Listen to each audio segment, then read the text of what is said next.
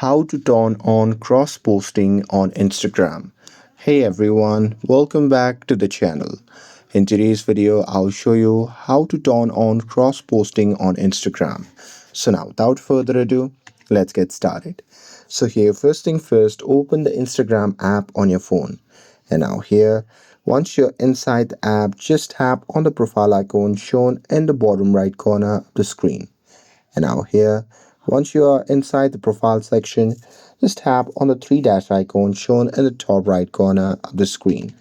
And now here, once you're inside the settings section, what you have to do is you simply have to scroll down and search for cross posting option and simply tap on it. And now here, once you're inside the cross posting section, you simply have to tap on account center, and here you'll be prompted to your account's sharing option. And now here under automatically share option, you simply have to toggle on this option that says your Instagram post, your Instagram story, and your Instagram reels as well. And once you do that, you have successfully turned on cross posting on Instagram. And that's it. With this, if you found this video helpful, then don't forget to like, share, and subscribe to get updated for more videos.